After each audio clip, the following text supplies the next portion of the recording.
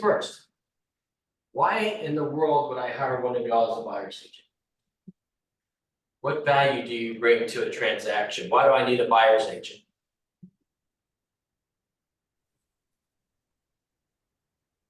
Anyone?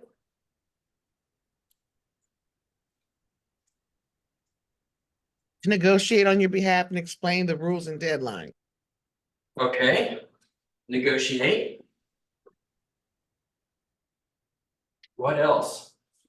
We know the general area, Okay, can consult on the buying process. geographical competency. Is that enough to convince me to hire a buyer's agent when I can get everything online? And I can go to HAR and I can find the properties. Can I just call the listing agent or the seller?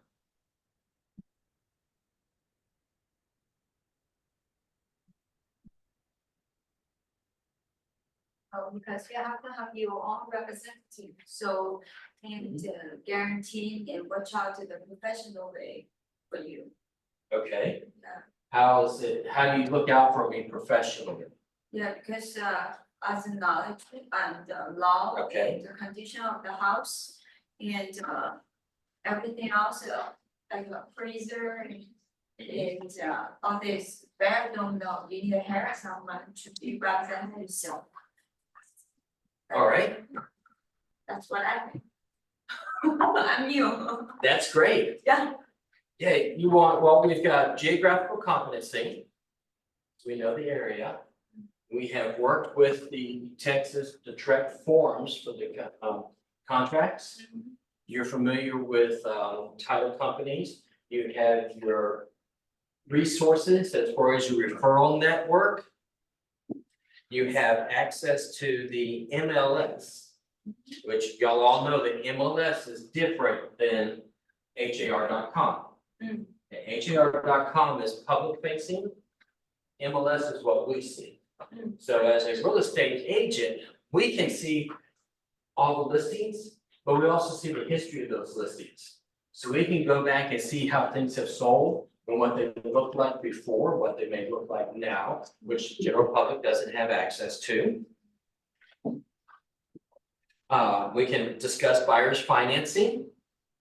So we have different ways of financing. Y'all are familiar with the first-time home buyers and buyer assistance. Keep your eyes on HAR, that they will be offering a class coming up very soon. Like, I think next month, they were talking about it yesterday. Do you know what the market's been doing? Can't you get trends? You can look we can look in MLS and see, what are the trends in this neighborhood? Are the prices steadily going up? Have they gone down? What's going on with the tax rates? You also, once you go on under contract, and then you're gonna be there to help them through the initial option period. You know, making sure they get their inspections done, helping them look at the inspection, negotiate for any repairs. You're going to, if they don't have a homeowner's insurance, you're gonna refer them to someone who carries homeowner insurance, and you're gonna help them get their insurance binder during the option period. Then you have all your other dates to stay on with. That's our responsibility. Their buyer approval. Well, that's important. If they don't get buyer's approval in the days that are the third party financing addendum, then after that date, they're saying they're gonna buy the house whether or not they get buyer approval. Okay. What else do we have here?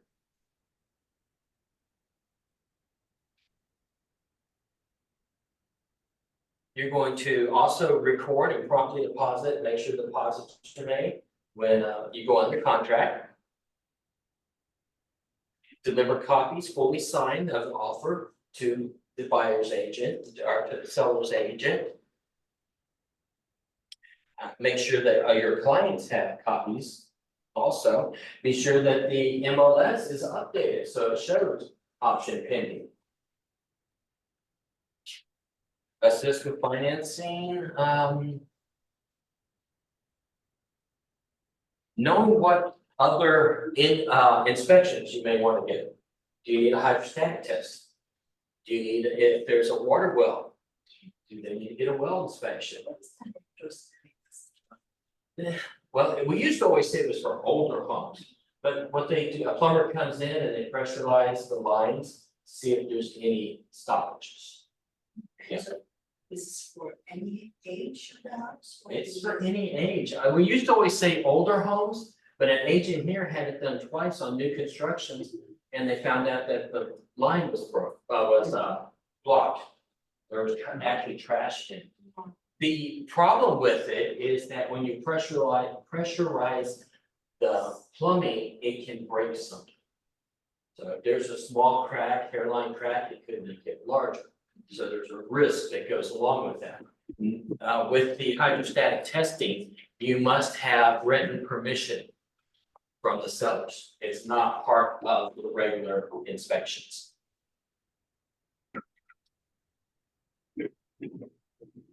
You're gonna follow the loan processing through underwriting.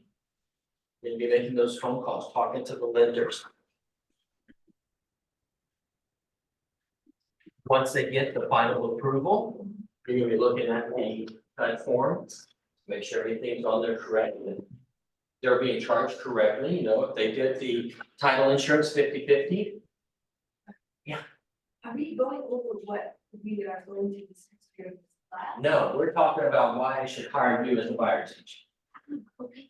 Yeah, what is your value? Going through all of this. Because you're gonna go through you're gonna go into that buyer's rep.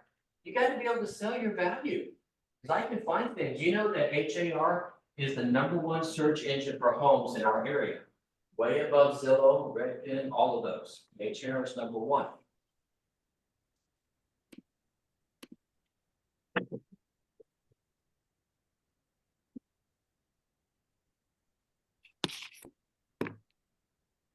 Okay, so what else they have in here?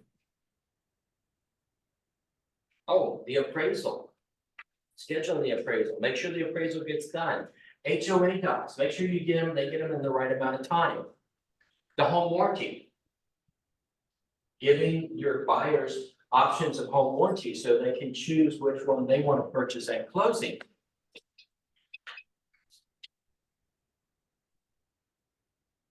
And of course, being available just to talk. Right. National Association of Realtors, 179 different ways. This is both buyers and sellers. Is that something we can find Uh-huh. on our website? On the NAR list. Oh, anyway. NAR, Okay. Anyone who's online, please turn on your cameras. All right, what's the difference between a customer and a client? We owe different fiduciary to a client than what we do to a customer. And what makes a buyer a client instead of just a customer? Joe? I wouldn't know that. Well, a customer is just my customer, a client is someone I have a written. You have a written agreement with, written yes. agreement with, right? Customers and third party, like partners for the other side of the transaction, your client to your client, that there's that kind of. Yeah. It Yeah, could you're- be somebody just visiting an open house to. Correct. Yeah, so a customer they don't have a representation. You don't represent them. And if you don't represent the buyer, who do you represent? You represent the seller. Okay. So a buyer customer, we owe them honesty. Complete loyalty to the seller. Related to the seller, all information that customer tells you. So if I tell you I have $100 million in the bank and I'm willing to pay cash. If you're a customer, I have to tell the seller about that. You must disclose material facts. Let's do that. Advice regarding property, only the facts. get the best price for the seller. Cannot give opinions of value, can't do a CMA for a customer. No price counseling, suggestions made regarding financing in the seller's best interest. Prepare an offer in the seller's best interest. Suggestions made regarding financing in any other terms must benefit the seller. Prepare offer, negotiate on behalf of the seller, attempt to strengthen the seller's negotiating. Attempt to solve problems and close the transaction to satisfy the seller. Will not be allowed to show any listings from our brokerage, our other 600 agents. With them being a customer, you cannot show those properties. All right, so you get this buyer's rep that we're going to talk about today. Then you have complete honesty, always. Complete loyalty for the buyer's needs. We're going to negotiate in the buyer's best interest. We're going to give them facts and educate them and tell them whatever else we may find, like the old seller's disclosure. If it's still online, look at it. We want to be able to pass that information on. Provide price counseling, referrals to highly skilled leaders and vendors. Prepare on behalf of the buyer, negotiate on behalf of the buyer. You can show all properties. Consider alternative solutions in finding properties to fit the buyer's needs. Detailed explanation of the contract. Additional forms needed to protect their interest, and you're an expert guide. That's everything that we're offering as a buyer's representation. This is just that person off the street who doesn't want to buy a buyer's rep. Yeah. Just can you clarify a little bit on the buyer side, the last one? So somebody who comes in, you still don't have a buyer's rep, and they want to see a house that's, you know, that's listed here, this Mhm. village you cannot. You cannot show. You must have permission for intermediary in writing before you can show any of our properties.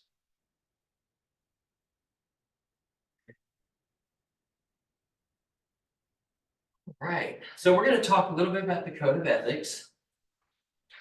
Buyer purchasing residential checklist that we have here at the office.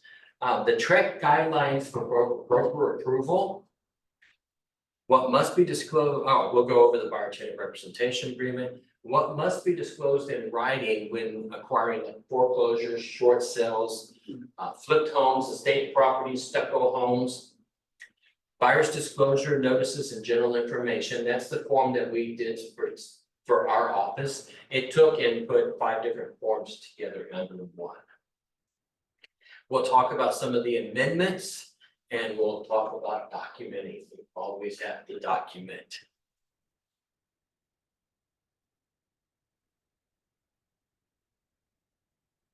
All right, the Realtor Code of Ethics is based on A, the Golden Rule, federal antitrust, real estate license law, or Texas property codes.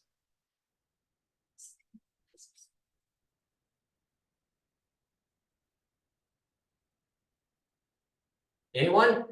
A, B, C, or D? See, Okay, we have a C and we have a D. So real estate license law and the Texas property code. It's actually A. It's based on the Golden Rule. An ethics complaint can be filed by only association members, members of the public, someone involved as a principal in the transaction, the buyer, the seller, the buyer's agent, listing agent, or is it all the above? All the above. Anyone can file an ethics complaint. Ethics complaints are filed with HAR. Who sets the code of ethics? Is it HAR, TXR, Texas Association of Realtors, NAR, or is it a Keller Williams document? NAR, National Association. Who must abide by it? All real estate agents in Texas, licensees practicing residential real estate, all realtors, or everyone?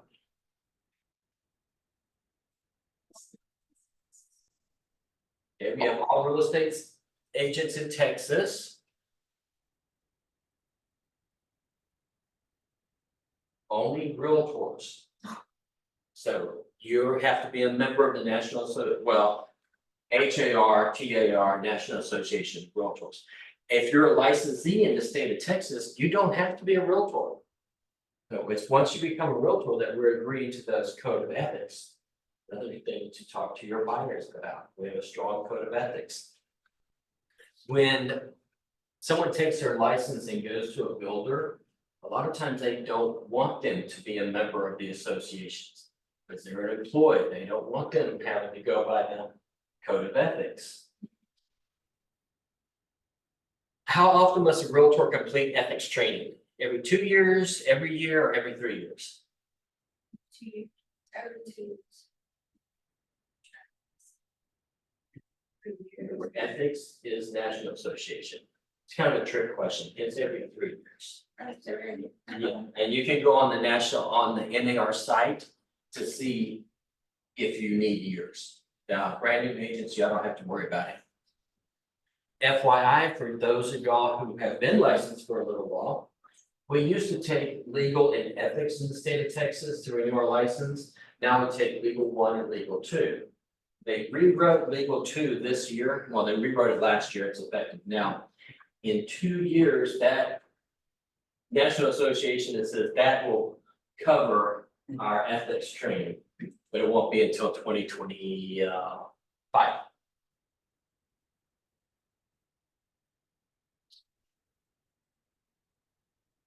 Code of Ethics, Article 9.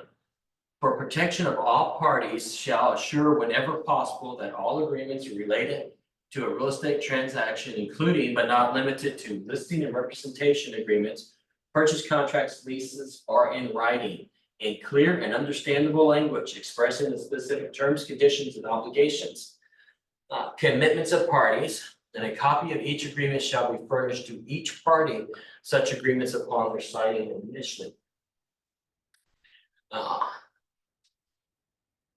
SOP 9-2, Realtor shall make reasonable effort to explain the nature and disclose the specific terms of the contractual relationship being established prior to it being agreed to by contracting parties. What that is saying, I can't send this to you by email and say, read it. If you have any questions, give me a call. Now, I need to sit with you or over the phone or Zoom and review that document. Yeah, so that there's understanding. Failure to do so can be malpractice. Have to explain it. That's why putting the IABS, just having it above the signature line on your emails, that's not delivering it. You have to explain it. You need to document that you explained it. Any questions about code of ethics? For compliance here in our office, when you have a contract, submit it for review within 3 days of option ending. That gives us a chance to look at it and make sure you've got the right documents that may be needed, that the documents are initialed. You'd be surprised how many times we'll look at something and the buyer, the seller, or the agent have missed 1 page from initialing it. Well, we can catch it and send it back and get it taken care of. All forms must be uploaded in Command for compliance and to be able to submit it for DA. If you're new, y'all be trained on Command. Substantive communications per TREC must be maintained by the broker. That's going to be your text messages, your emails, send, save. They've got to go into Command for the broker. Now, those are not, let's meet Friday, see this house. That's gonna be, let's make an offer on this property. It's highly recommended that you get an inspection. That's a substantial communication. We need to do a buyer's walkthrough. Or you have decided not to do a buyer's walkthrough. Am I correct with that? Uploaded it, the one with the most documentation wins. Had an issue yesterday where we represented the buyer, they moved in last year. This year, they find out that there's a lawsuit pending against the HOA, which can affect everybody in there, but they had chosen not to get the HOA docs. Right, so she had in writing in an email explaining that this is what you need, and she had an email from the listing agent saying that the seller would not accept a contract where they wanted the HOA docs. This has been going on for 3 years. Was that listing agent and that seller hiding material facts? Well, we've got it in writing that they probably were. Which is great for us, because if they came, that buyer could come after Keller Williams and that agent, if she hadn't documented. We recommended that you get the HOA information because of these reasons. All right, you're licensed in the state of Texas, so you can sell property in all the state of Texas, correct? Not really. A couple years ago, Trex said that you must be geographically competent, and Mr. Broker, you're responsible for making sure people are geographically competent. Now, what we've said here, Harris County and each county that touches Harris County is our coverage area. Y'all can work in those areas. But we're also leaving it up to you to know, are you geographically competent to work in that area? You know where the intercoastal waterway is. You've been in my classes before, you better say yes. Yes, you do know. I better. Yeah, you better. The intercoastal waterway is something that must be disclosed. Okay, and there is a form for it. Intercoastal waterway in our area runs between the mainland and Galveston Island. So anything seaward of Galveston Bay, we must get that form. That makes you geographically competent. Now, one thing that HAR has done, which I'm not a big fan of, we now have access to all the listings in San Antonio and Austin. Just because you have access to them doesn't mean you're geographically competent. 2022 or 21, an agent from Houston represented a buyer purchasing property in College Station. They purchased the property. Shortly thereafter, they find out there's major road expansion going on right behind their property. Like 2 lanes to 4 lanes with the median. It's gonna go right up to the property line. Something the buyer didn't know. And they felt like they should have known it. They filed a TREC complaint. The buyer's agent said, well, I didn't know about that. They had had public hearings for 5 years. TREC found him incompetent, $7,000 fine.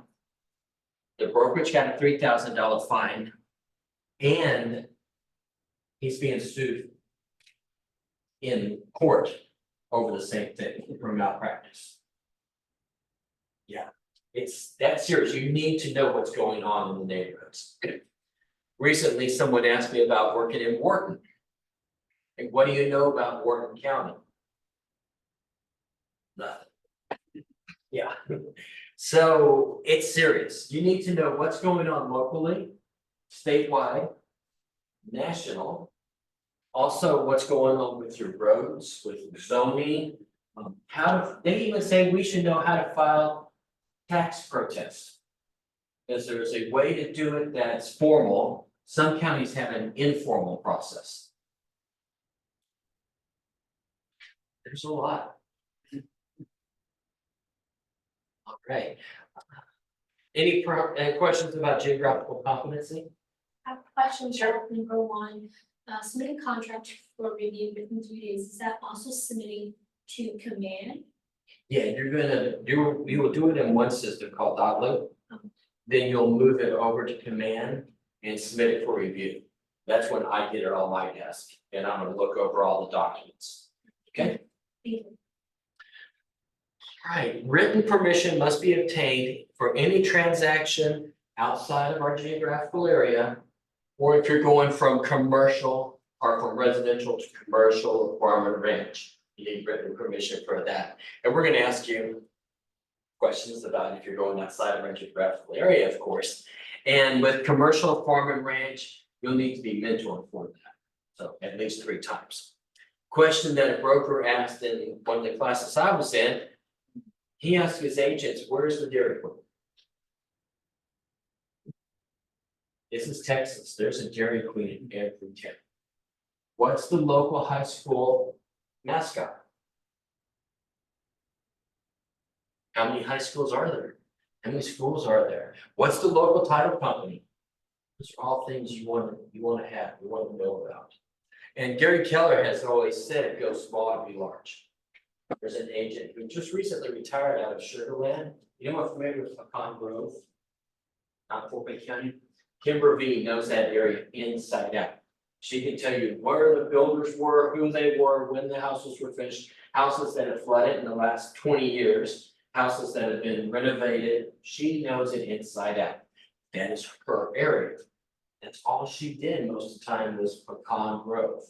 It didn't have Yes, they had great Christmas lights. We did the hayride this year.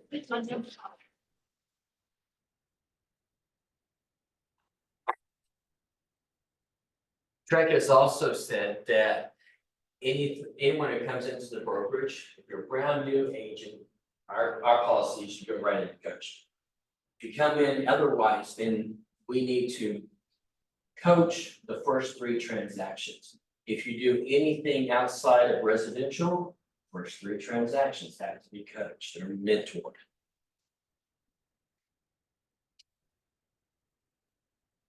This is our buyer's checklist. Okay, it's up to date.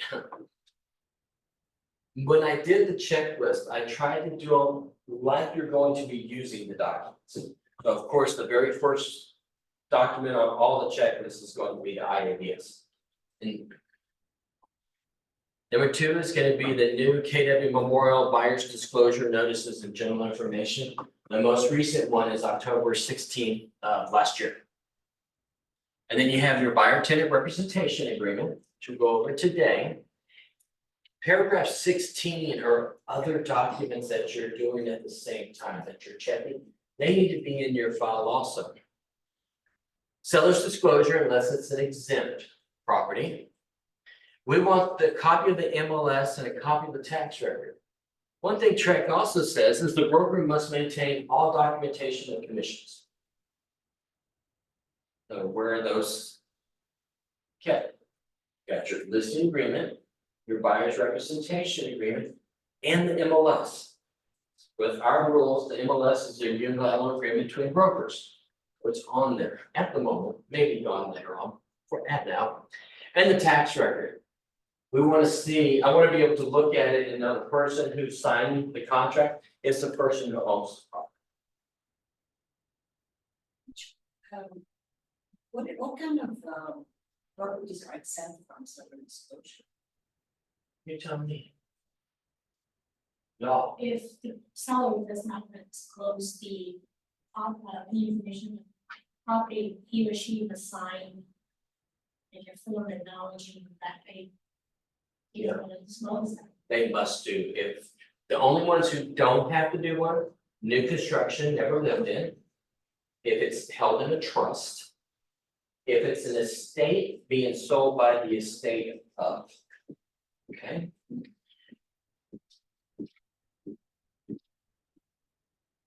Bank owned foreclosures, they don't have to do seller's disclosure.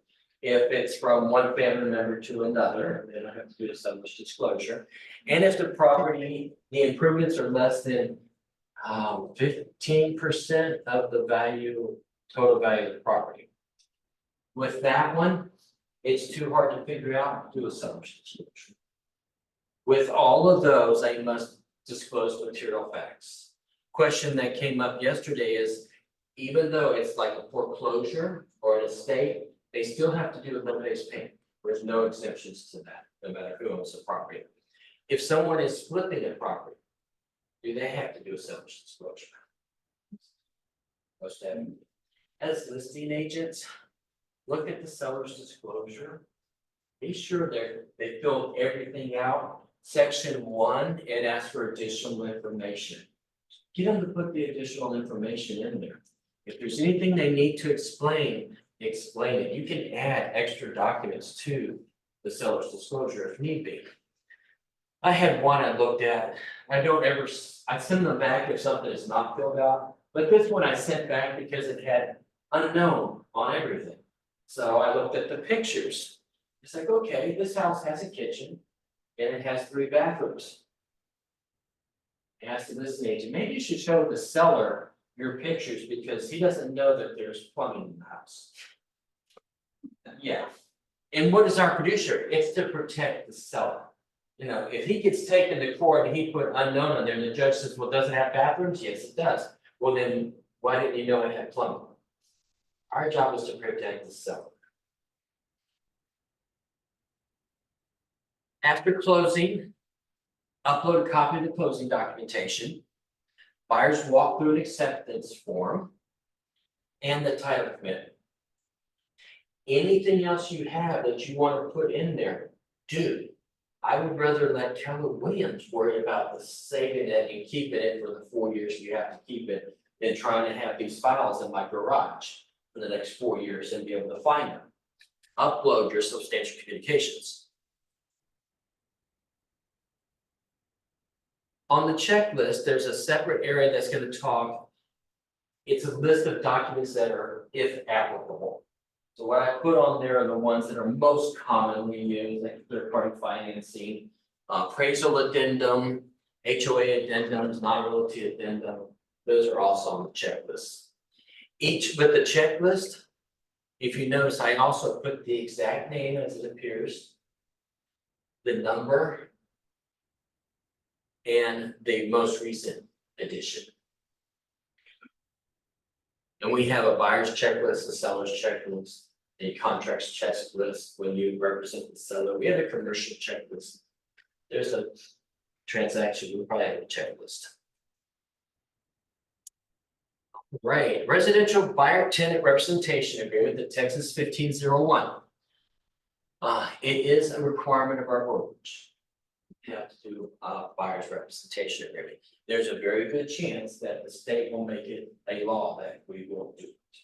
Right now, we do have to do listing agreements. That's in Texas Property Code. The talk is that they'll probably make this one mandatory. This provides Texas rule. It defines the relationship between the broker and the buyer. It covers the exclusivity of the representation in the market area in question. It talks about the terms, the obligations of both parties. What are our obligations to that buyer? And what are the buyer's obligations to us? It also talks about our fees. You know, what do we charge to represent a buyer? How is that paid? It agrees to mediation. We can't come to an agreement, that buyer has agreed to mediate. It also talks about limitation of liabilities. Sometimes I think this limitation of liabilities is more important than how much we pay. We'll see that. The agreement also includes section clarifying that the client is not already represented by another broker for the same market area. Why use it? Helps get the agent and the buyer on the same page. Have you ever been to a doctor or a lawyer that says, let me treat you a couple of times and then you can do the paperwork? Do you get out of the lobby without having to do paperwork? Same thing with a lawyer. We're professionals. We're providing a service, started out on the right foot. I am a professional, that's why I do this. And we'll talk about a couple of ways. If you have people that are leery to sign, how we may get them to sign.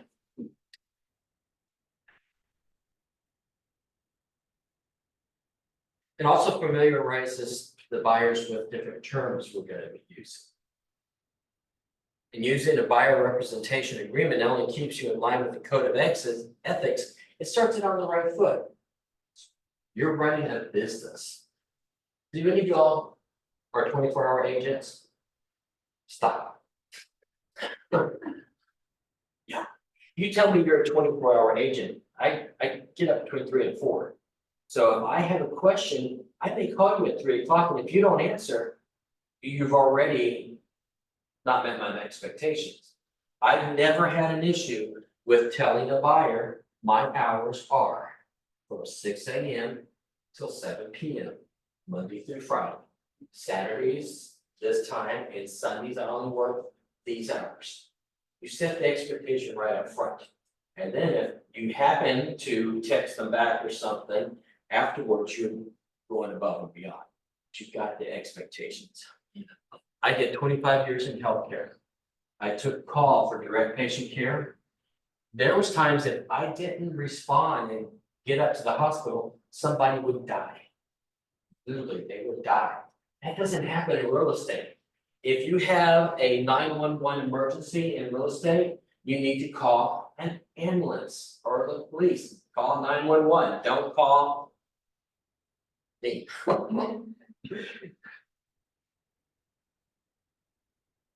For good reasons to get it. One, you cannot sue for your commissions if you don't have it in writing. Office policy, you must have a written permission to do intermediary. Without it, you can't show any of our listings. Written agreement between broker and client helps ensure that all parties have mutually agreed to the terms. And it's in the code of ethics. With the lawsuits that are going on right now, Moeller versus NAR, these are class action antitrust lawsuits. You know, the one in Kansas was found, it was settled last year against Keller Williams NAR. Sitzer versus Burnett, this is in Illinois, was settled today. You got an email from Gary Keller a couple hours ago saying that.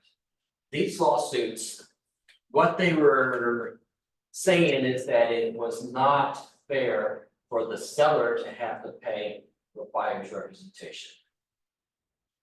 And they needed to have a choice in it.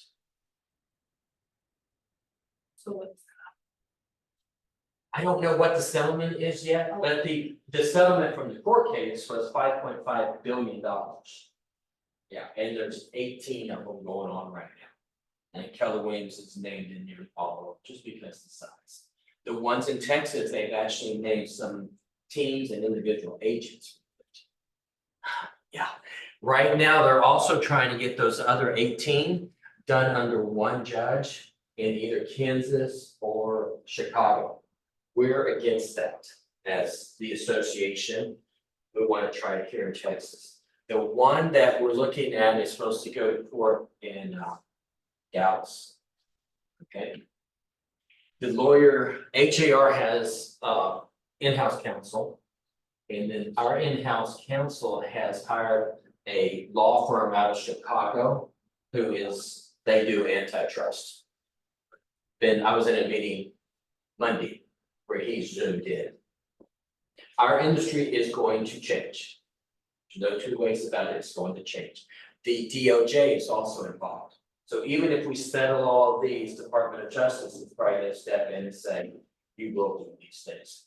That's why it's so important for us to be able to sell your value as a buyer's agent. You understand, you know people need a buyer's agent for all the reasons we talked about earlier. Having to pay for them. That's the hard part. And being able, when you're taking a listing, explaining the benefits of offering compensation. It's totally up to the sellers whether or not they want to offer compensation. Understanding that if you have a buyer who's qualifies for this house, then they have to, wait a minute, I have to pay my agent this amount. They may not qualify for your house anymore. So they've gone down to the next level. But for now, is it still that the sellers pay for the buyer fee? It's still negotiable. It's always been negotiable. Like if you see it in the listing, Mhm. that it says 50%, that means. That's the what they're gonna sellers- pay. The seller has agreed to pay that. The broker, well, the way it works with the listing agreement, the seller agrees to a certain percentage. And we say we're gonna share X% with the, Yeah, Buyer. it's like buyer Mhm. 80%. yeah. Right now, we need to start negotiating it separate. I charge X amount for my services. How much would you like to offer to the buyer's agent? And we'll talk about the buyer's representation agreement also. So whereas before they used to say, oh, I'm charging 6% and then 3%. Yes. Yes, yes. So now. And sellers didn't feel like they had any say in that. Right. And it's been going on like that for decades, and it works best. People can get into homes. All right, the buyer's representation agreement, paragraph 1, who are the parties to the agreement? The client and the broker. So full legal name of the buyers, please include as much contact information as possible. So, line one for client, what name are they is on the ID they're gonna use at closing? So if I'm using my driver's license, you're gonna put Mitchell W. Brady Jr. on there. And as much information here as you can get, at least do the telephone number and the email address. If something happens to one of y'all, or something just comes up and I need to contact your clients, you need to know how to do it. Fortunately, we've had agents who have gotten sick in the hospital. Fortunately, had an agent who died very suddenly. When you go to contact him, it's always gonna be Keller Williams Memorial as a broker. 1220 Augusta, number 300. The telephone number here at the office. Don't ask me what the fax number is, and if you're, well, some of y'all may remember fax. And number paragraph 2 is the client grants the broker the exclusive right to act as the client's representative in the market area. Acquire means to purchase or lease. Closing and sales transaction means the date legal title to a property is conveyed to the purchaser. We normally say closing and final. We never pay when it's paid for. And then you have the market area. And that means this area in the state of Texas within the perimeter boundaries of the following areas. Be specific. I saw one yesterday. It said Houston and surrounding areas. But they were showing property out in Katy. Is that a surrounding area to Houston? You don't know. Be specific. Houston, 77057, 77469 if you're showing in a zip code, Fort Bend County. Can it be Sugarland? It can be Sugarland. Sugarland, Richmond and surrounding areas? Well, I don't like surrounding areas. What does that mean? Does that mean Sugarland, Stafford, Missouri City, just the ones that touch? Or does it mean Yeah, it's. 10 miles, 50 miles, 1,000 miles? No. Be specific as much as you can. Now, this is a place where we can start to negotiate. So you've got someone who is real leery about signing anything. I just met you. Okay, well, how about if we put 123 Main Street? I will be your representative for 123 Main Street, because you want the knowledge I have about the market and be correct. You want to know the history of this property, right? Yeah. So do 123 Main Street. Or maybe you just want to do River Park West. Just the neighborhood to start out with. Property means any interest in real estate. And then you have the term. So this listing agreement is begin on what day and ends at 11:59 on what date? Another place you can negotiate. So I just met you. We're gonna put Sugarland in market area.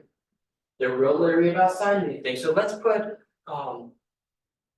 February 2nd to February 4th. So any properties you show them this weekend, you represent them for it.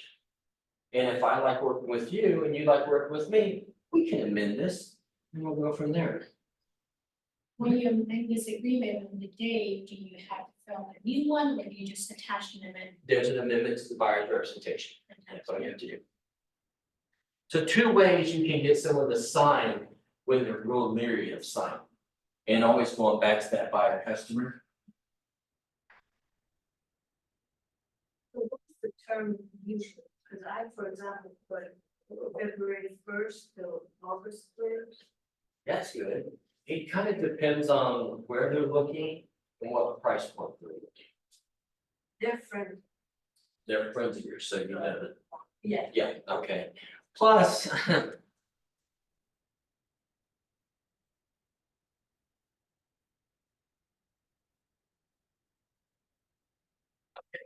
Bye, Karen. Lost my train of thought.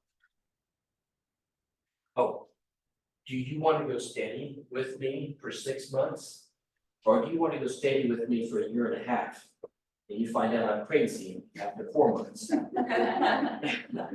Yeah, so think about that also, you could always extend it.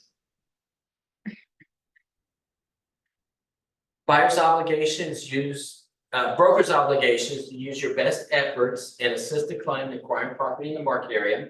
Negotiate the acquisition of that property and comply with other provisions of the agreement. And then the client's obligation. They will work exclusively through the broker in acquiring property in the market area.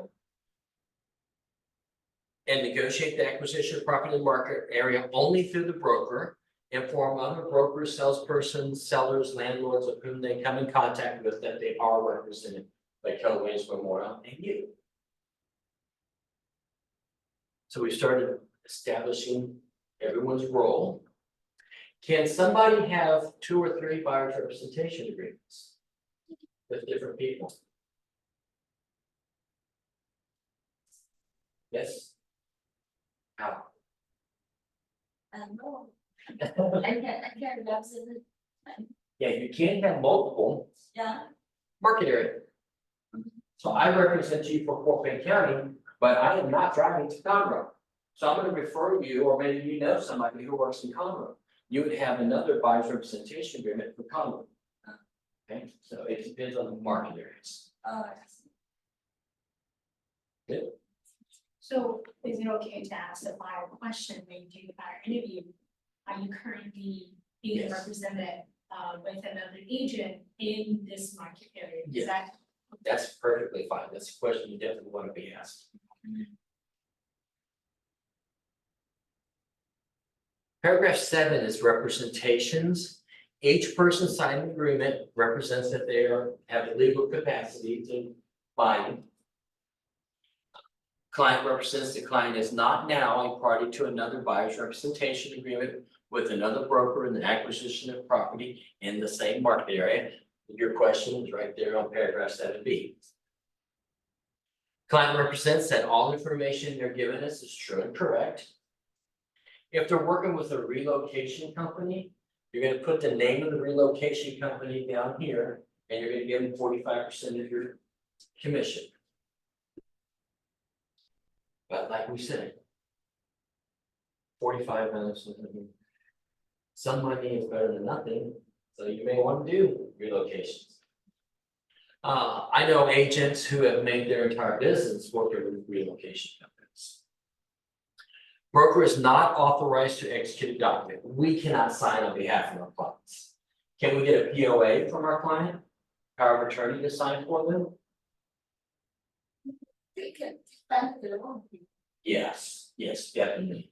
There's conflicts of interest there, so we never get a POA for any of our clients, even for family members. You want to keep even that. I was so at my parents' house, I'm the power of attorney for my parents, but at that point, we moved it to my brother. There was gonna not be any question that Mitch made them sign and sell their house. Mark was there also.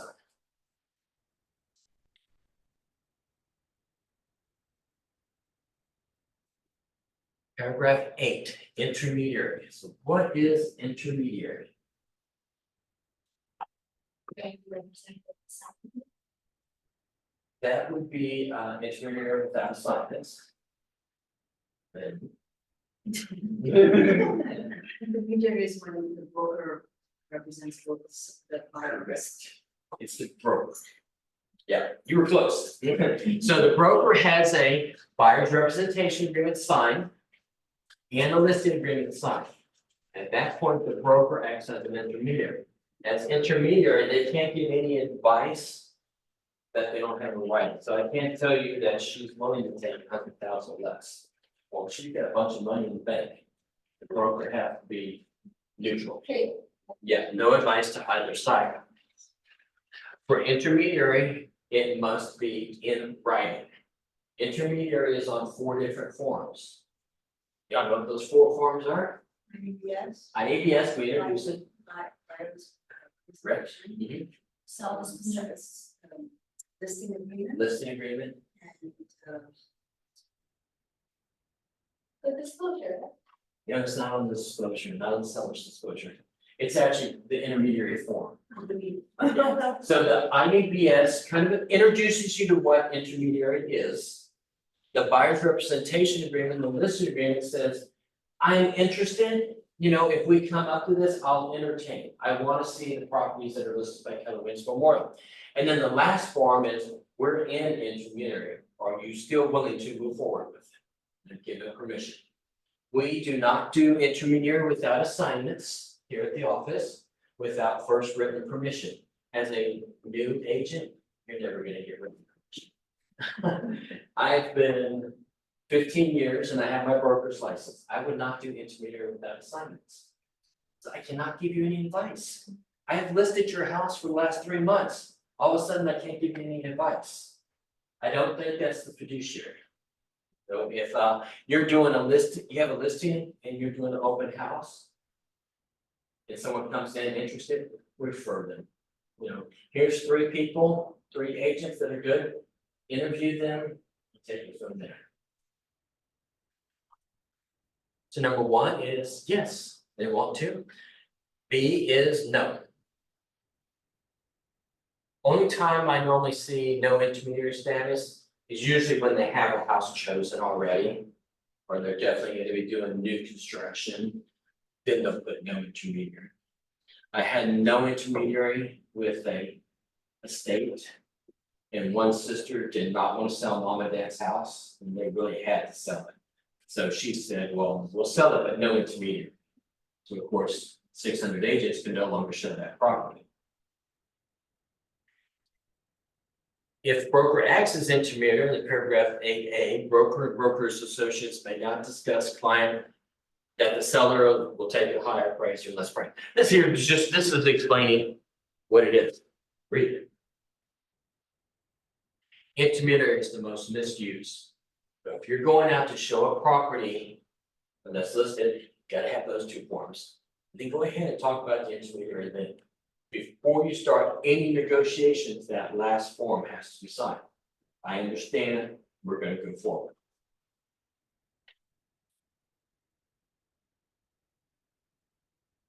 Paragraph 9 is competing clients. You're working as buyer's agents. There's a chance you may be showing the same house to multiple buyers. You understand, in the paragraph talks about it, you're not going to disclose anything that one person has said to the other. Where it gets tricky, this has happened a handful of times, you have 2 buyers wanting to make an offer for the same house. Yeah. A lot of times what we'll do is reassign one of the buyers to somebody else. Yeah. Yeah, we had one where 2 people will make an offer. One of them, there's no way they were gonna get it. I mean, they were going in low, they already knew what this one was. It's a headache. Confidential information, anything they tell you is confidential unless it has to be disclosed by law. Forever. All right, commission, broker's fees. How much do you charge to represent a buyer? As you get into your business, keep track of your expenses. So you know you have your Keller Williams expenses. You have your HAR and MLS expenses, your Supra expenses. But also keep in mind your gas money, your car payment, your insurance payments, your household payments. Because we're in this business to make money. Now, if I know what it costs me every time I represent a buyer, I know where I'm going to set my prices. Because we want to make a profit. Commissions are totally negotiable. There's no set commissions, there's no standard commissions. Get those words out. Always negotiable. The parties agreed the broker will receive a commission calculated as follows. Number 1, X percentage of the total sales price.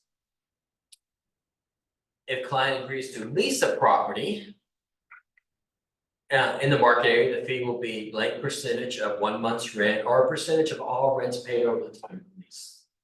It's all negotiable. I like to at least fill out these 2. Once in a while, you'll get a buyer, they really want to buy something, they just can't find what they want and they don't have any time. So they may turn it into a lease or vice versa. So if your buyer is interested in a house that says that buyer, agent gets 3%, can you put 3% in this box? Whatever you charge for your commission, you can put in that box. Put 3, you put 2, you put 8. And then so the buyer has to pay the difference. Paragraph B, source of commission. Question. Yeah. Rather than all, I'd say that don't fill these things unless you're sitting with the client. It's best to sit with the client. As opposed to already having it ready, Yes, right? most definitely. Fill it out with them. If you're doing it by Zoom or in person, fill it out when you're there. You can do it online. A source of commission, broker will seek to obtain payment of the commission specified in paragraph 11A from the seller, landlord, or their agents. If such persons refuse or fail to pay broker the amount specified, client will pay broker the amount specified, less any amounts broker may receive. So if you have 1% in here and the MLS is only paying X percent, you're gonna subtract that and they're due pay you the rest of it. Any questions? Don't just skip over this, especially now. And depending on what it is, a lot of times, like if it's 1%, 0.5% different than what you agreed to, I'll do an amendment and change it. Say, I will take what they're offering, but I want an agreement from you that within the next year, you'll submit 2 referrals for looking to buy, sell, or invest with. Because it says, to purchase property in the market area, so Yes. that market area is not written in that paragraph, well, should that way out for them? Yes. Yeah, See what it says. Purchase property in the market area. Yep. But then you have to, if the market area is not listed, then. yeah, so if you go, they say they want to live in Sugar Land or Fort Wayne County, and then they say, hey, I like to see these houses that are in Harris County. You probably want to do an amendment to the list, to the buyer's representation agreement to cover that market area. Because they could come to closing and say, no, our agreement was only for Fort Wayne County, we're in Harris County. Question for Boston one, if on the listing, on the MLS says 6%. Mhm. Do you put 3% here? You're gonna put, no, well, this you're gonna already have filled out. You're gonna fill this out before you start looking at properties. Right. So you're gonna put whatever your charge is there. And if you have a percentage here and they're offering 6%, you're gonna get the 6%. Because it's more than what you put in this paragraph. Can I read out to you what I said to my buyer yesterday? Okay.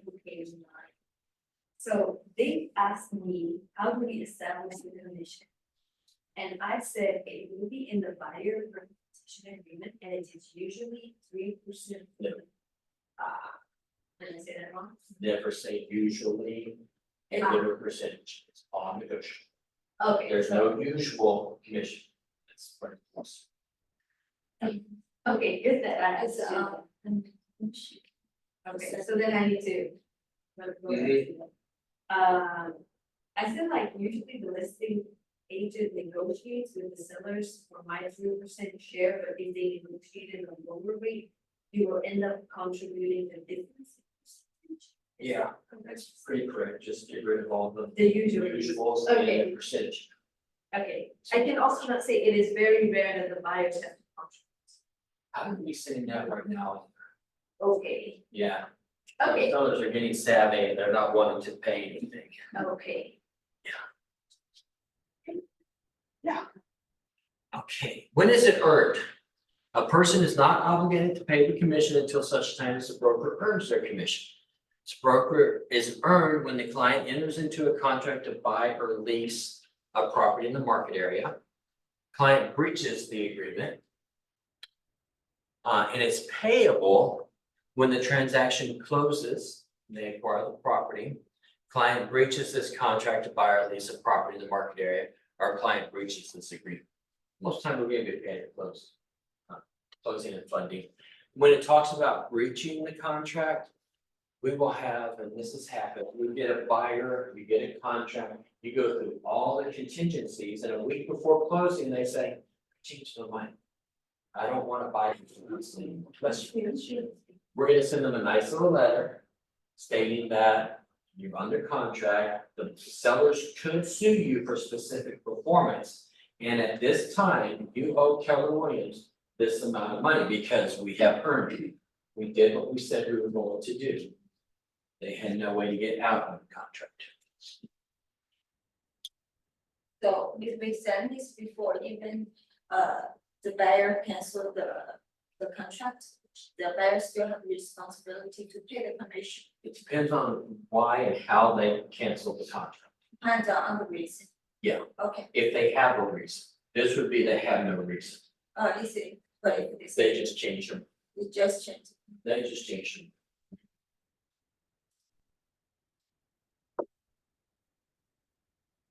Must be, intermediary must be in writing.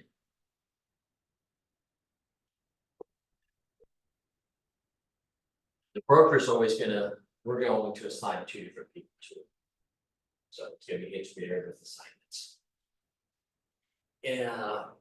D, additional compensation. BTSA's, bonus to selling agent. Builders will a lot of times offer that, it's ours to keep. If you have some percentage in there, and I'll let you know, as it say it's giving you 100%, then you keep the difference, that's ours to keep. If they don't pay it, though, you can't go to that buyer and say, well, they promised me this. Well, all I promised you was this, that's all I'm giving you. Acquisition of the broker's listings, notwithstanding any provision to the contrary, if client acquires property listed by the broker, broker will pay in accordance with the terms of the broker listing agreement. What kind of transaction would that be?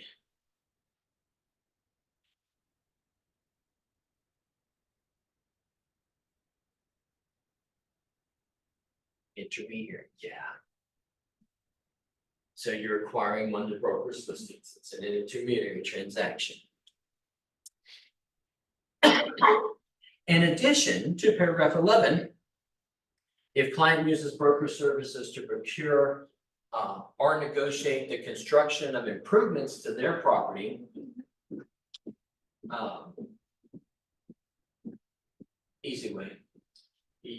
You help them buy a house or a lot, and then they ask you to help them with a builder to put a house on that lot. So you're gonna negotiate with that builder, and this is the commission you're gonna get paid.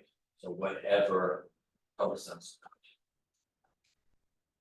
Service providers, if brokers, clients, any party to a transaction completed. Sometimes they'll give you a referral fee, like a $50 gift card or $75 gift card, it's yours to keep. But if you do that, make sure you've given them multiple vendors and you've disclosed that ABC Carpeting will pay, they're gonna give me a $25 gift card.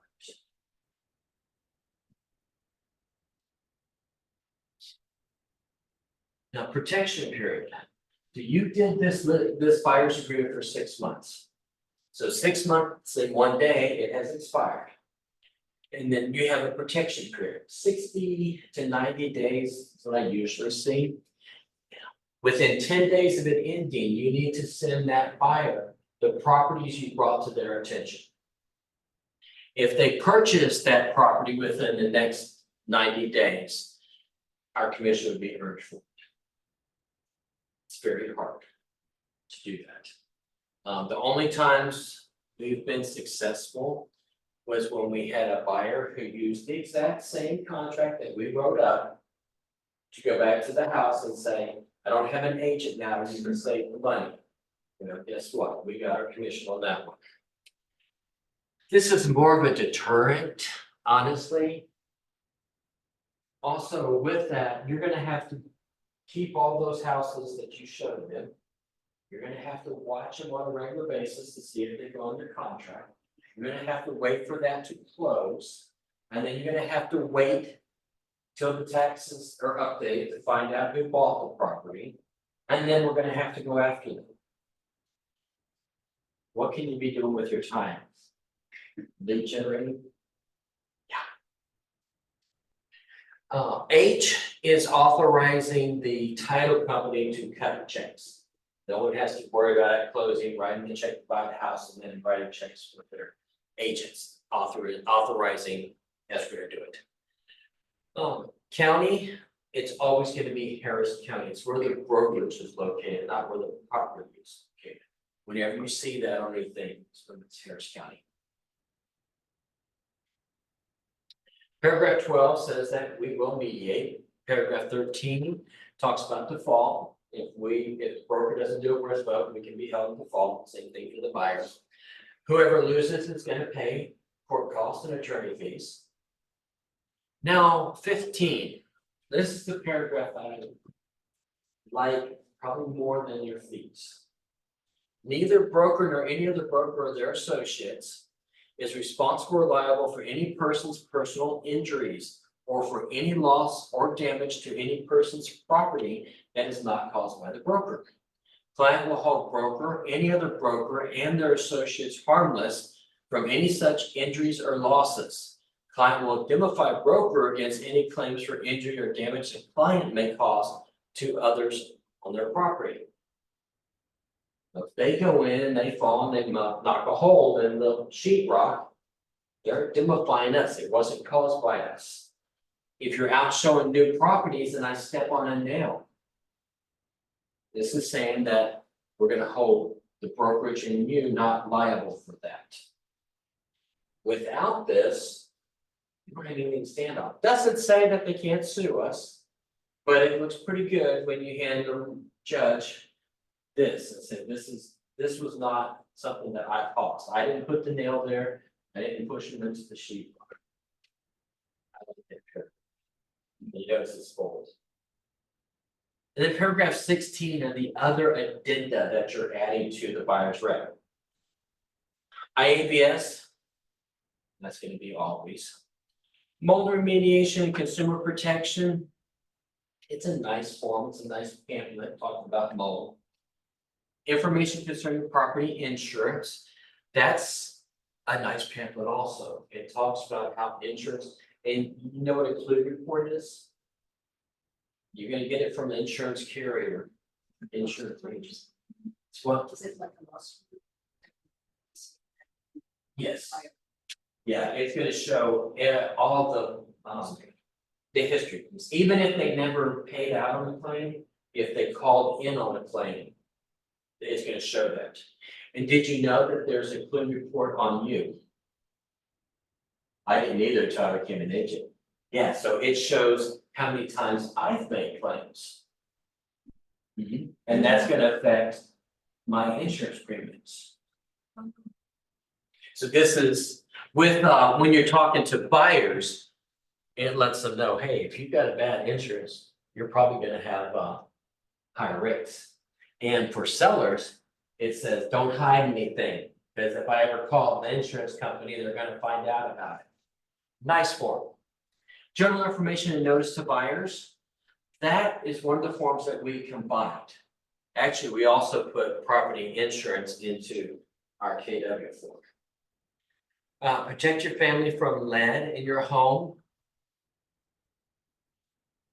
If you're showing older properties, do it.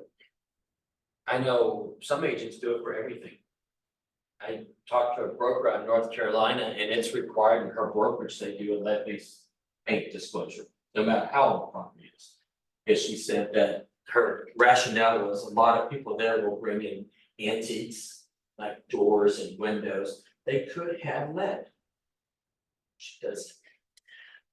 Information about special flood hazards, that's a nice form, not a required, it's covered a little bit in our form. Do you know, if you've been in Houston any amount of time, we have 2 seasons. Here we have flood, and we have drought. Places have flooded in Houston that have never flooded before. For your protection, get a home inspection is only if they're doing FHA finance. There's a different form, talks about inspections that you can use for other types of financing. And inspections are also covered in our KW form. And then the wire fraud warning.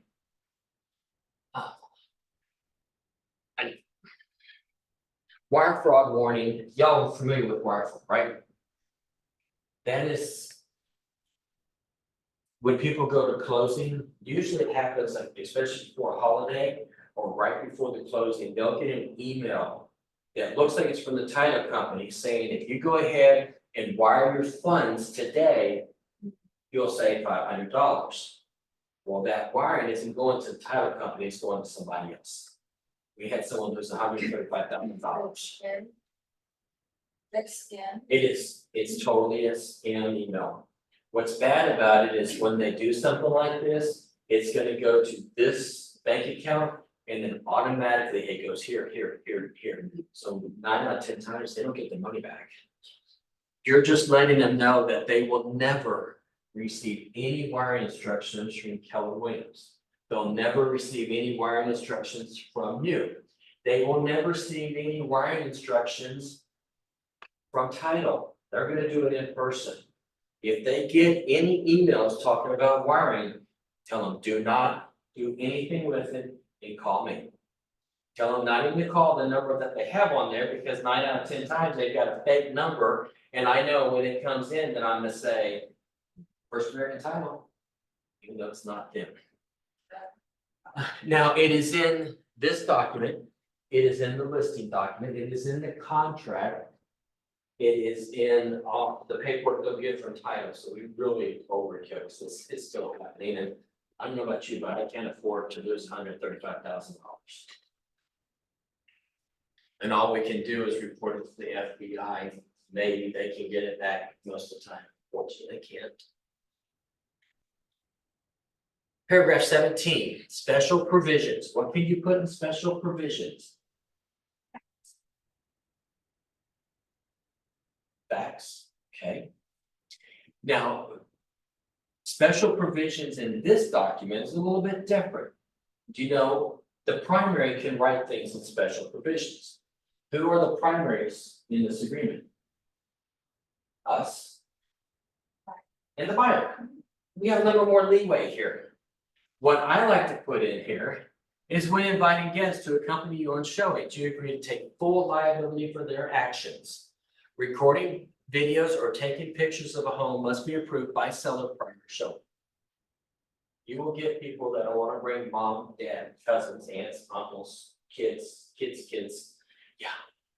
But the only ones that you have identification for are the people that have signed this. So this is saying, and they're agreeing to it, if I bring all those people, they're my responsibility. And then I put the paragraph. You cannot record or take pictures of private property. You must get written permission. So if you get to this point and you bring this up, they may tell you, hey, I need to be able to take pictures, or my spouse is working over here, I would like to record it. That's fine, let me know and I will check with the listing agent and get written permission before you do that. That my first house, I just checked it, the agent didn't say that. Yeah, a lot of agents don't realize that, but you're taking pictures of private property. Yeah, I just video and TV and nobody tells me anything. You'll take people out and maybe the first time they pull out their camera, they start wanting to take pictures. Wait, let me make sure this is okay with the homeowner. Yeah. And then you know going forward, when you make an appointment, you get written permission for photography. Because you can get online, she already print out all the pictures. Yeah. They've got all the pictures that are online. Yeah. And some people don't, especially if they have high-end artwork, they don't want those pictures on the internet. So you won't be taking pictures when you're doing the listing paperwork. And I don't particularly want someone coming in and taking a picture of my Picasso. What about agents who do like agent previews and do for market? Unless they have written permission, they should not be doing that. Do you write that same paragraph Everyone. every Everyone. same? Yeah, I will show you where you can find it. Okay, thank you. Paragraph 18, additional notices. All commissions are negotiable and not fixed. Fair housing and code of ethics. Y'all familiar with fair housing? Have to abide by fair housing, you have to abide by the code of ethics. Broker is not a property inspector, pest inspector, appraiser, surveyor, etc. Client should seek an expert. Now, is anyone an inspector, by the way, or an appraiser? Okay. This doesn't mean you don't point things out. You're not gonna go in though and say, that crack, you have foundation problems. Went into a house in Sugar Land, Old Town Sugar Land. In Covington Woods. When you were in the living room. The floor was like this, you could see the ground. Was that a foundation issue? I don't know, I'm not a foundation inspector. Can I say, yeah, this is something you wanna get checked out if you're gonna buy this house. There's a crack on this wall, that ceiling, all the way over and down that and outside. Could that be a foundation issue? Yeah, you're gonna point it out and let them know, hey, I highly recommend we have a foundation inspector if you wanna make an offer on this property. Went into one, you notice I just do this, went into one property and it had termites. So bad that when you open the doors inside, you could see them, they were dropping. I mean, I got chills right now, it was so bad, the house probably needed to be just torn down. By buyers, and I decided, we're not gonna see any more properties today. I'm gonna go home and take a shower. It just gives me chills thinking about it, cause you could see them. Yeah, it's bad. I never see one. Oh, you had it? I don't know what's term is such They patient. kinda look like ants, Oh, but they're white, little Oh. pale. You'll see them, you'll see, oh, I had it. I might Google them. I might Yeah, Google it. Yeah, Google it. Yeah, there's ways like along the foundation, if they're terrestrial termites, you'll see the like dirt going up the foundation. Oh, They do little trails. Yeah, there you go. thank you. Oh my God. Yeah. So they Yeah. kind of like together, Oh, they're yes. like a nest, like a bee Yes. nest. Ooh. Uh-huh. That's the worst I've ever seen. Ooh. Yeah, you have chill, I've got goosebumps just thinking about Yeah, that. just about. But this happen only usually in the old, very old house. Not necessarily. Oh. Yeah, this is Texas. And when we have droughts, termites will be looking for water. Depends on how you take care of it. Depends on how you Yeah. prepare your house. Yes. Paying attention to the foundation. When you get your inspections, they'll tell you if the sod is too high on the foundation. Oh, It needs to be, you need to be able to see the foundation, so you can check for termites. oh. And wood destroying insects. Will comment saying get a WDI inspection, that's wood destroying insects. So there's carpenter ants, there's a couple other things. Have an abstract reviewed by an attorney. Once they get their title commitment, it's written by an attorney for the title company. The buyers can get their own attorney to review it, see if there's anything they may be concerned about. Y'all are familiar with the residential service contract? Home warranties. Okay, yeah, residential service contract is the official name. We recommend that they get a home warranty. I like home warranties, I think they protect the buyer as much as they protect the seller. So I'm selling my house, I'm giving you all the information I know, all the material facts. What happens if the hot water heater goes out next week? Now, was that because the seller lied? Well, no, not necessarily, but what we've done is gone ahead and paid for 1 year home warranty. Kind of covers that stuff. I had a seller who refused not to buy one. The buyer said they didn't want one. They said they're not worth anything, I don't want one, I'm not gonna purchase one. And Bob told title, I will pay you cash at closing to purchase a home warranty for these buyers. I don't care if you ever use it, but you should have it. They were buying, they lived in Houston, they were buying rural property with a septic system. Why would they exist? They want it to be. Because he knew that these kids were gonna mess up that septic system within the first year. Just because they didn't have any knowledge of rural property living.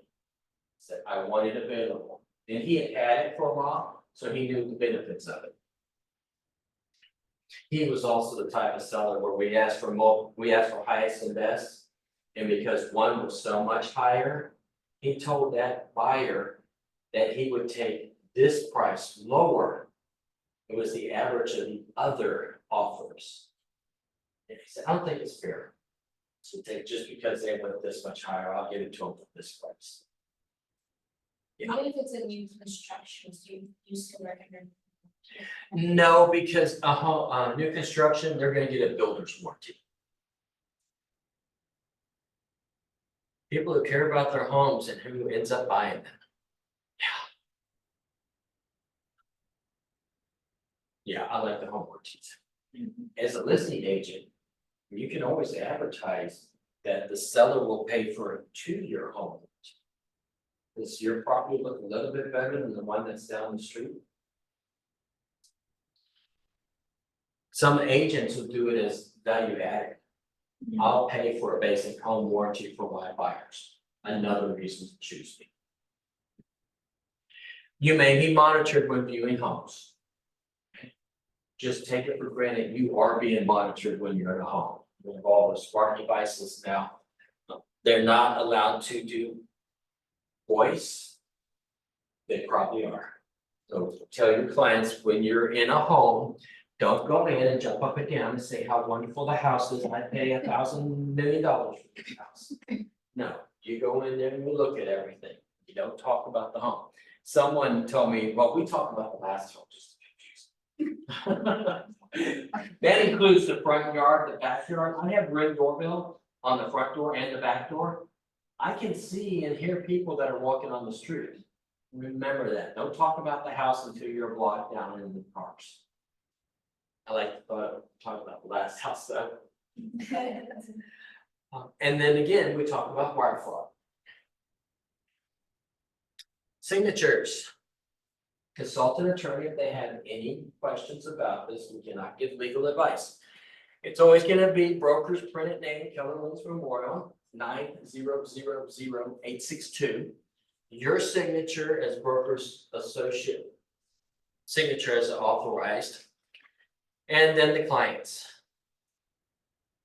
It must be signed by both you and the clients before you go out and show properties.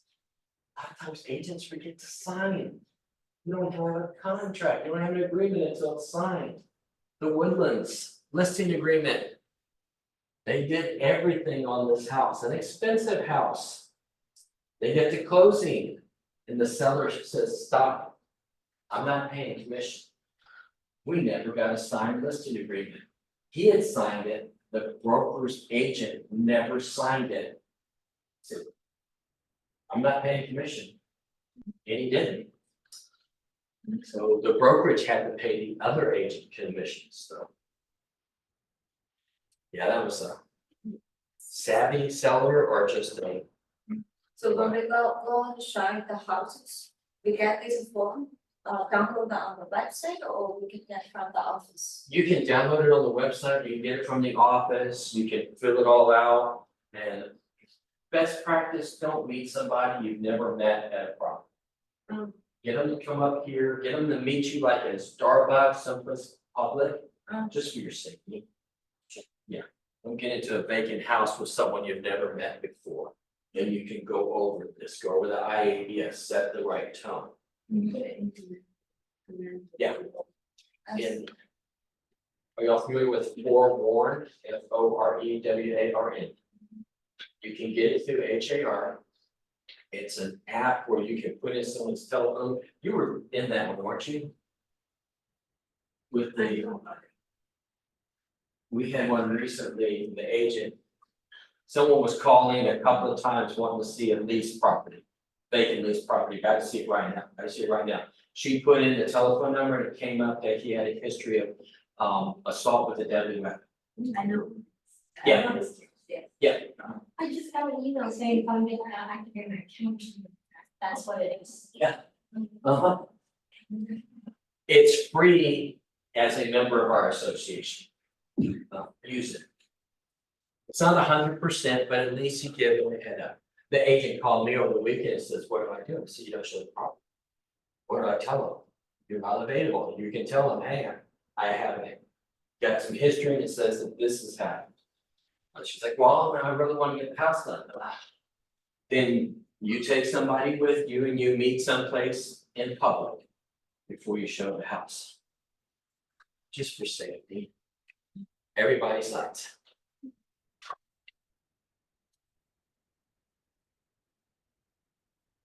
Specialties, foreclosure. So you've got a buyer who's looking to purchase a property that a bank owns. It's owned by another entity. They don't have to do a seller's disclosure. They're supposed to do material fact. For a lot of times, a bank in New Jersey doesn't know any material facts about a house here.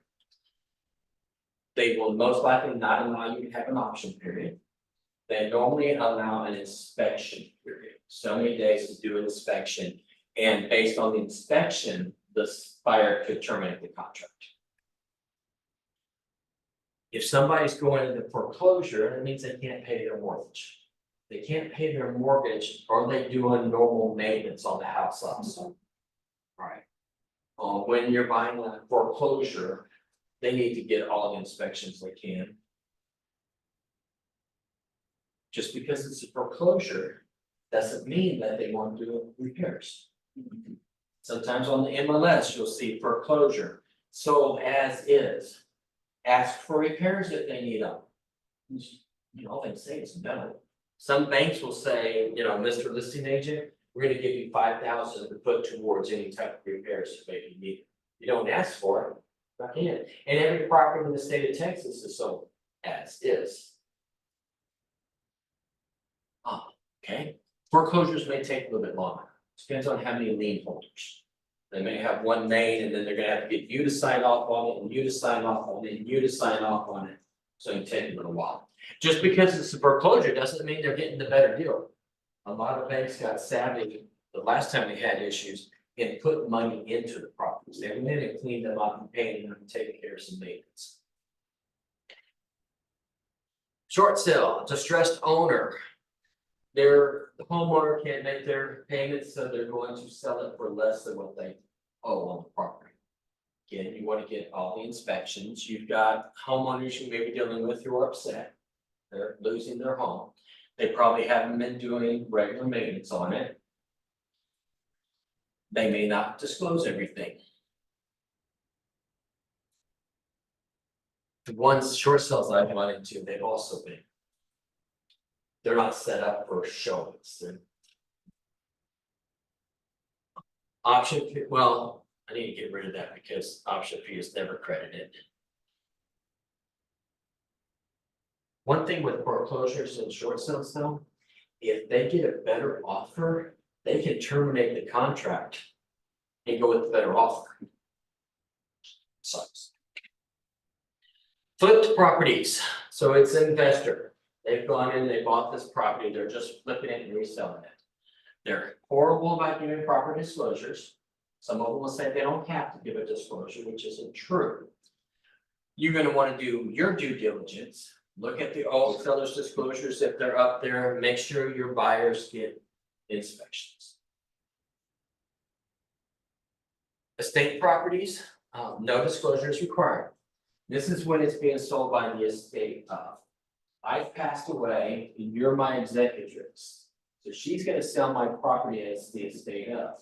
But if I had died and you inherited my house, so it's been given to you now, you have to do a seller's disclosure. Only the estate doesn't have to. When you're dealing with an estate, you're also dealing with emotions. You have someone who's passed away, families having to get rid of the family home or something. So you have to deal with that, be a little bit more cognizant of it and give them a chance. Sometimes there's multiple heirs that have to sign off on things, so it could take a little bit longer. A good listing agent has already gone through title and gotten all the paperwork they need to make it a lot smoother. Stucco homes. Stucco in South Texas probably isn't the smartest thing. Because we have just a little bit of humidity. Just a little bit.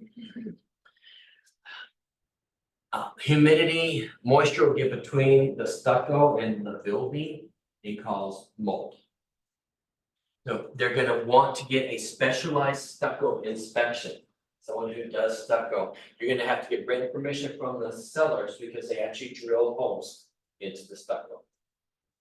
Test everything's okay behind it. And you wanna, if they say, no, I don't care about that, you get it in writing 2 or 3 times.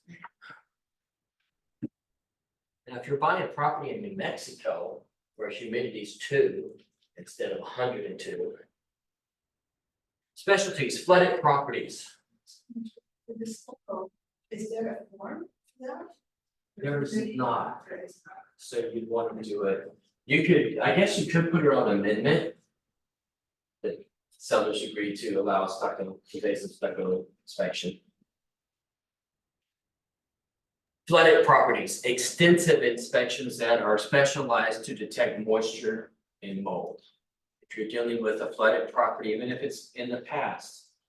They want to get someone who's familiar with that, and they may want to do a mold inspection also. The 1-4 contract is being updated. And in that, it says that if there's been any remote remediation, the mold remediation certificates must be attached. Hopefully they'll approve that new form later on this month. What you need to know if you're purchasing a property with a lease. I'm purchasing this property, I already have a tenant in it. You have to do the tenant addendum, which is the 1953. And your buyers need to understand they're becoming a landlord. First, they need to check with their homeowner's insurance that they even allow renters in the house. Even if they're doing just a short-term lease, they still need to check with their homeowner's insurance that it allows. So home say, no, you need to be moving in right away. Buyer must be willing to be a landlord, even if it's for 1 month or less. There are pages of property code to be a landlord. They need to be aware of that. As agents, we need to be aware of that property code when it comes to leases. There are certain security devices that have to be on the house. Right, state ordinance. The contract paragraph 4, that's the residential lease addenda, text 1953. Make sure your buyer does not fund until they have secured a cashier's check for the security deposit. So as soon as they become the owner, they're responsible for that security deposit. When they sign, make sure they have good funds.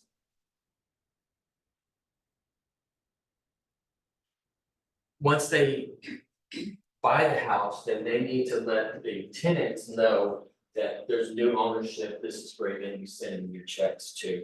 And there's a form we can provide them, the Texas 2210. Seller's temporary leases also fall under this. You also must, with the seller's temporary lease, you must give the residential lease flood disclosure. I know, it's anti-intuitive, I guess, because the buyer has to tell the seller if the house is in a floodplain, if it's flooded in the last 5 years. Doesn't, I thought so. When they wrote the ordinance for flood disclosures for leases, they did not make an exception for short-term leases. So we still have to give that disclosure, and people, you get a lot of kickback from it. Just let them know, hey, it's something that the state of Texas did. Tree pack, we tried to get it taken redone this last time, but it never got through the legislature. Hopefully next time.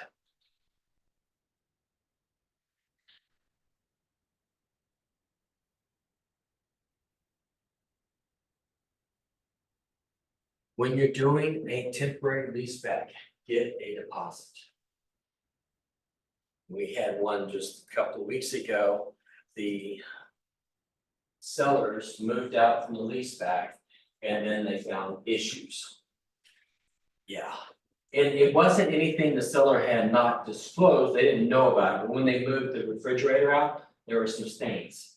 Well, the buyer, new homeowner was all upset over that, they never got any, oh, and they also, this was a mess. It was a boyfriend, girlfriend, I don't know why you would commit to a 30-year lease when you can't commit to a wedding. But anyway, they were selling it because of course they broke up. So she moves out, he was supposed to come get all of his stuff out of the house, his junk out of the house, well, he didn't.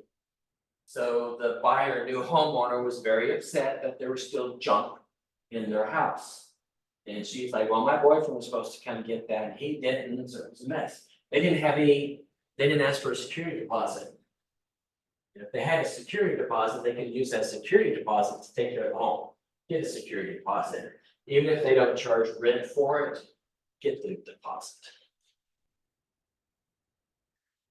They still need to do a walkthrough before closing. You'll see what the house is like before closing. And realize that as soon as it closes, we are out of it. They'll call you for issues, but really we are out of that. That's a landlord tenant issue at that point. Amendments. All changes must be in writing on an amendment. There is an amendment to just about everything. So buyer's representation agreement, the 1503. But if you need to change the market area, you need to change the term. You need to change what you're going to charge for your commission, use the 1503. When requesting repairs, be specific and clearly ask the seller to. Seller will repair, seller will replace. Seller will have property treated for termites, mold, etc. Be specific. If I do you an amendment and it says, seller will fill the pool prior to closing. What does it mean? What would you think it means? Yeah, okay, that's what the sellers did. They filled it with water, they had it chemically balanced. The buyer does a walkthrough and asks why there's a pool in the backyard. They want it removed, they wanted it built in, but their agent wrote, seller will fill the pool. Buyer's agent was not specific. You don't want to put, attach the inspection report and say fix. Fix what? I've seen ones that said, seller will have HVAC system inspected by certified HVAC person. Okay, so that HVAC person comes out, they look at the system and say it's broken. They walk away. You didn't ask for it to be fixed. All you asked for it to be looked at. Make sure you're specific. Seller will repair HVAC system. Seller will replace HVAC system. Seller will have the home professionally treated for pests, professionally cleaned, anything like that. When you're asking for treatments, yeah, not so much. If you're ever asking for professional cleaning, be specific. If you put in the contract, the home will be professionally cleaned. If I go into contract today and my maid comes tomorrow, I followed the contract. Now, we're not gonna close for 90 days, but the house was professionally cleaned 89 days. Seller will have the home professionally cleaned 48 hours prior to walkthrough, 24 hours prior to walkthrough. Be specific. If you are ever needing to extend an option period, there must be consideration. State of Texas, an option period is something that is paid for. Even if you have a 10-day option and the seller didn't have the utilities on for 5 of those days, you cannot extend the option for no money. Option is the exclusive right to back out of a contract. And when you extend it, you must pay it at the same time. Otherwise, they haven't purchased one. Then the judge said you do not have the right to back out of a contract because you didn't pay for it. What's a typical payment? Go by the price of the home. You know, if it's $200,000 home, maybe $10. If it's a $500,000 home, maybe more. If you're the listing agent, don't accept $10. Because again, they're asking the seller to, you know, keep it off the market so I can change my mind for any reason. I think sometimes agents don't do their sellers fiduciary by taking a $10 option extension. Document. Shrek requires broker to maintain all disclosures, commission agreements such as buyer's reps, listing agreement, MLS, all substantial communications, all offers, contracts, and related addenda. Every time you make an offer, we have to keep those. Put them on docket, put them on command. Receipts and disbursements for compensation. That's gonna be your DAs. Everything's gonna come through the broker. Any property management contracts, we don't do property management in this office. Nobody does property management. For your own properties, fine. When you're doing it for somebody else, that's where it's an issue. Appraisals, broker price opinions, and CMAs. You need to do a CMA when you're listing a property. You need to do a CMA when you're the buyer's agent. And we need to keep it on our Keller Williams disclosure. There's a box there that the CMA was done. All we want to do is educate. Your buyer wants to make an offer. You need to tell them this is what the market is looking like at this moment. If they decide to lowball it, it's their choice, they're educated. Or they decide, I'm gonna offer above this because I've lost a couple homes and I really want this. But they're educated and we can prove that we gave them. A lot of that came up years ago when a seller called an agent, says, I want to sell my house, I want to sell it at this price. The agent says, fantastic. We'll probably get an offer and get it sold real quick, which they did. Then that seller is talking and looking and says, well, wait a minute. I could have made a lot more on my property. Mr. Agent, you didn't tell me that. And the judge says, you're right. He didn't tell you that. Agent made up the difference. Do a CMA. All sponsorship agreements, it's important to have a paper trail. Be careful with your abbreviations when you're texting. So that you're not putting CMA when they may not know what a CMA or BPO. Always follow a phone call with an email. It's going to clarify to you that you both have the same understanding of the conversation. Okay. When you're working with buyers, Google them. Before you just go to Forewarn, look them over there, and then just do a Google search. And remember your safety. There was a young man at the Texas Association Conference several years ago. He was probably about here on me, half my age and very built. He was sexually assaulted while showing a property. He had gotten a call from a guy who was looking to pay cash for a $1.5 to $2 million home. He sent him proof of funds and he was like, fantastic, let's go look at properties. And it wasn't the first time that they showed properties. It was one evening when there was a new listing and the guy calls and says, will you show me this house? It just came on the market. It looks like what I want. So the guy runs out, made several mistakes, and he admitted to them. One, he got in the other guy's car. Two, he didn't have his phone charged. When they got into the house, his buyer sexually assaulted him. When he gets back with the police, he finds out that this guy was on parole, had jumped his parole, had a history of sexual assault. The proof of funds, the entity didn't even exist. If he had Googled from the very beginning, he probably could have saved himself a lot of heartache.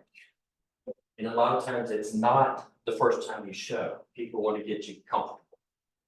Now, it's rare, but you stay alert. If you're coming into a room like this, it's great. I have an exit, I have an exit. If you go into a bedroom though, maybe you want your clients to go in first. So you're standing here by the door, you have an exit. When you go up the stairs, let your client go first. Just remember your safety. Keep the doors locked when you come in the house. You don't want someone coming in through the back door because you unlocked that door or the front door. Yeah. I'm gonna say, stay alert, stay alive. If you have any doubts on someone, don't show them. Or maybe you get somebody else to go with you. I like having two showings, and this time of year when it gets dark so early, there's your showing properties after dark. Just be safe. Any questions? Right, you ready for the written test? Yeah, that's all I have, so thank you for your time. Thank you. Yeah. Thank you. Thank you. Thank you. You're welcome, thank you. One grant, you want a commission.